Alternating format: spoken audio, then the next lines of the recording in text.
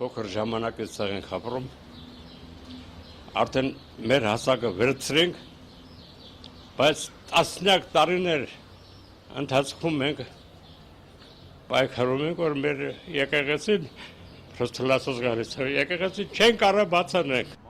81-ամյա Վլադիմիր Միրզոյանն ամեն անգամ հուզվում է Նորաշենի Սուրբ Աստվածածին եկեղեցու դռան կողպեքը տեսնելիս։ Թբիլիսիի կենտրոնում գտնվող գեղեցիկ այս տաճարը վերացական կողմից այսպես կոչված վիճելի համարվող հայկական հիմնական եկեղեցիներից է։ Եվ վիրահայ համայնքը հույս ուներ, որ ամենայն հայոց կաթողիկոսը Վրաստան այցելության ժամանակ վերջապես կլուծի տարիներ շարունակ չարչարվող խնդիրը։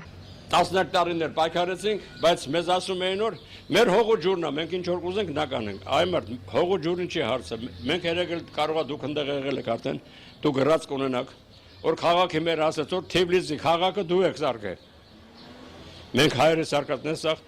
բայց մի հատ բան մեզի չի մնացի արդեն։ Վլադիմիր Միրզոյանի խոսքով Թբիլիսիի համայնքը մեկ խնդրանք ունի Հայաստանի հոգևոր եւ քաղաքական ղեկավարությունից՝ միջնորդել, որպեսզի Վրաստանի իշխանությունները վերադարձնեն Նորաշենը։ Մենք Վրաստանի հայերս գումար կհավաքենք, կվերանորոգենք, միայն թե մեզ տան մեր եկեղեցին։ Քանի մենք ողջ ենք, կարող ենք դա անել, հետո արդեն ուշ կլինի, ասում է Վլադիմիր Պապան։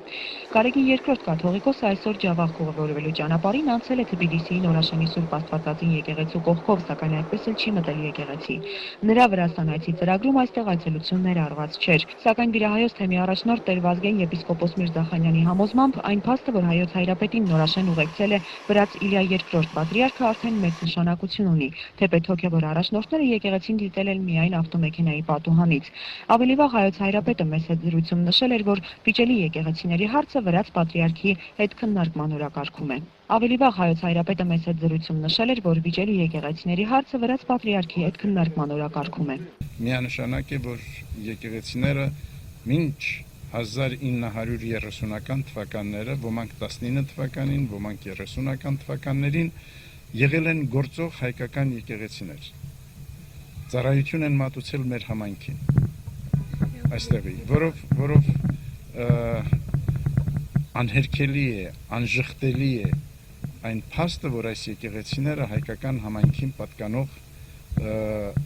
եկեղեցիներ են եղել։ Հիշեցնեմ, որ Նորաշենի եկեղեցու հայկական պատկանելությունը վիճարկվում է 1994 թվականից։ Նախ եկեղեցու շուրջը պատ կառուցեցին, հետո էլ պղծվեցին Բաքում գտնվող գերեզմանները։